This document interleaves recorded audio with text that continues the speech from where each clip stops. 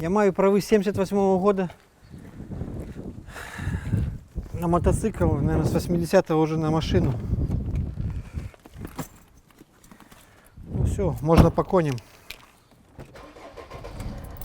Поехали.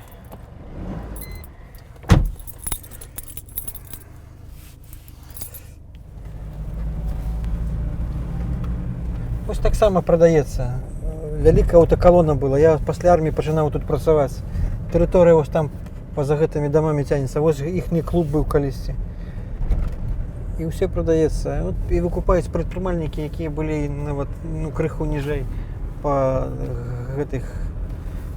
по доходах за мене. Повиростали хутенько. Зараз машин було примерно однольково, а зараз, кажуть, уже по 130 машин мають, розумієте, грузових. Ось це примерно ось стільки, скільки я вже згубив. Мог мати, не маю.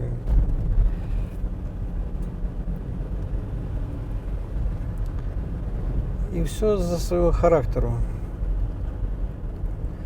Каб згоден був заплатити гэтому чиновнику, був би як сир у маслі.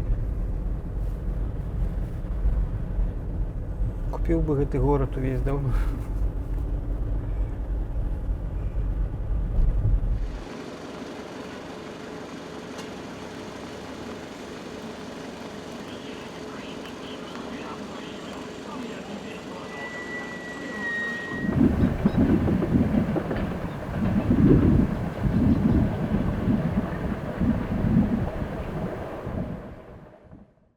Яны кажуть, ось не йди на вибори, здамі кандидатуру, і усі твої суди будуть вирішені у твою пользу, у твою користь. Відмовляюся, навіть тоді відмовився. Ну що там, за нами вже хвост, поглядим, за нами ціні. І збоку сидить не этот самый. Не гайовий, ніхто в штатському. Може випадково. Поглядим. Не, пішов наліво. Значить, так, випадково.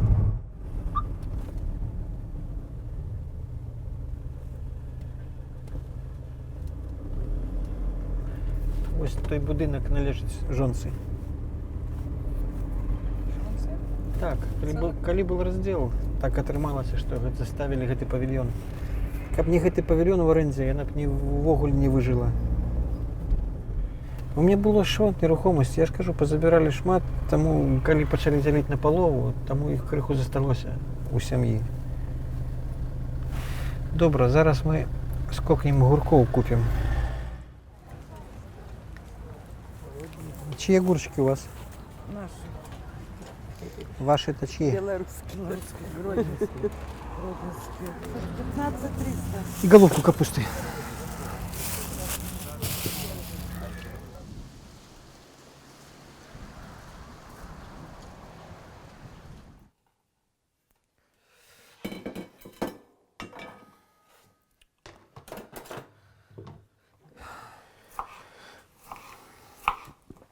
У турме головное никому не шкодить. Сядишь, сяди.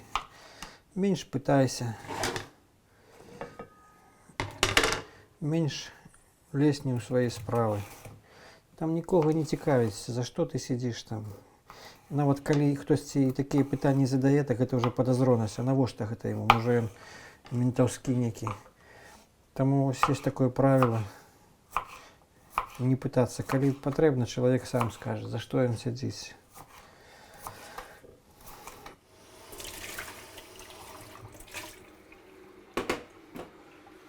Мне было смешно, калі я даведаўся, што ўсе працуюць.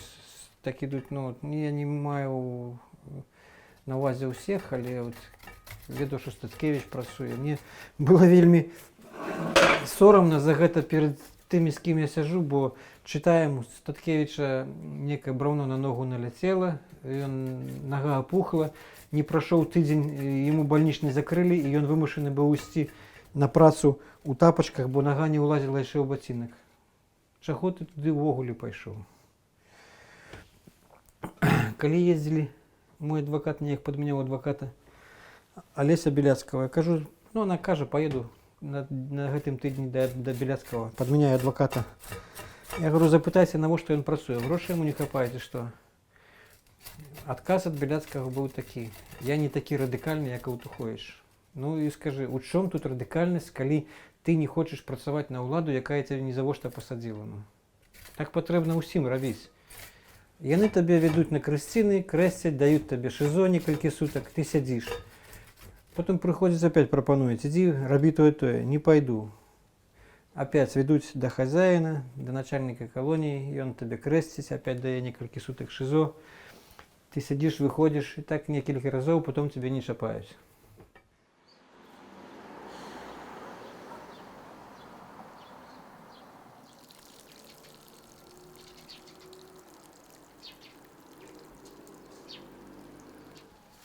Подходишь к воде, пока не замерз, быстренько-быстренько.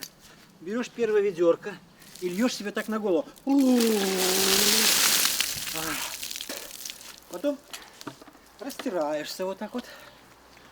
И тебе уже не холодно, пофиг, любой мороз, любой ветер. И ты уже хочешь походить по улице. Берешь второе ведерко и догоняешься.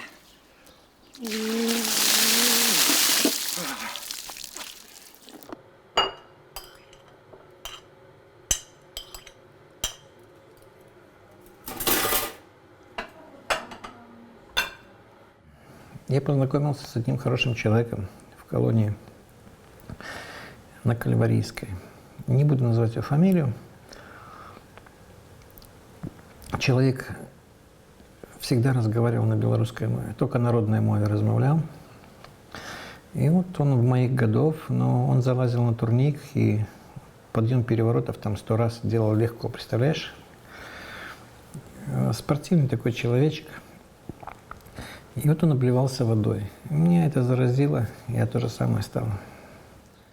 И третья порция. Была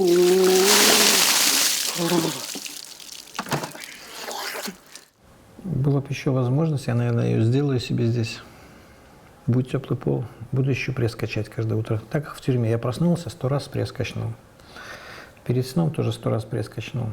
Вот у меня так было, когда пресс качнул утром с подъема, потом 3 тазика воды. И вечером перед сном пресс качнул, 3 тазика воды, обтерся и спать.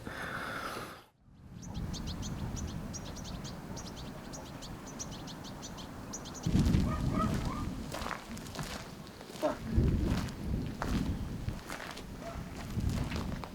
И почне хутенько працаваць.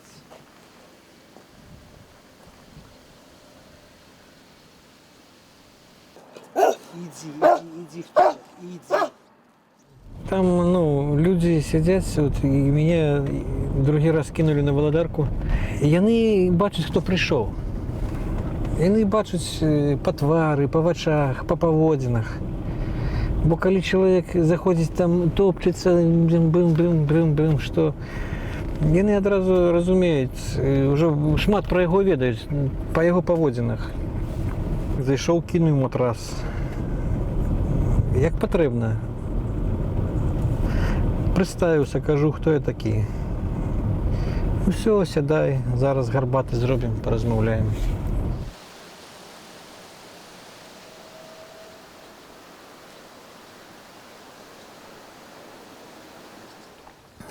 Вот, честно говоря, не знал, что вот здесь, если здесь чикнуть, то если тебе 10 ничего никто не сделает, то, потому что здесь фонтан бил бы. А вот здесь эти венки, которые идут, они не бьют так струей. Там не артерии эти, которые хлещут кровью. Я же этого не знал. Мне, в принципе, показали, как правильно сделать, чтобы там сухожилие не повредить. Вот так вот надо руку оттягивать. Если будешь так, порежешь сухожилие, так они внизу. Я ж не хотел умереть. Я же тебе говорю, что я контролировал ситуацию. Просто знак протеста. Да, за много, да. Люди режутся, один раз порежутся, уже кричат, все, вены порезал. Здесь больше 50 швов наложили сразу. Знаете сколько? больше, чем 1,5 часа не зашивали. Я уже так сознание терял, так ну, столько крови вытекло. Меня повели в штаб. Там у дежурного был зампорор. Начал там со мной беседовать. Я стою, с меня капает. Там зэки эти, которые в штабе дежурят, ведра подставляют, чтобы на пол не капало.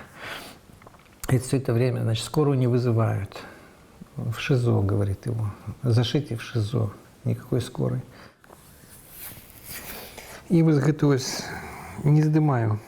Я такие резиновые, в баню, всюль, купаюсь зим. Жонка поховала всі стяги. Шалики червоно-білі. Сваримося з її.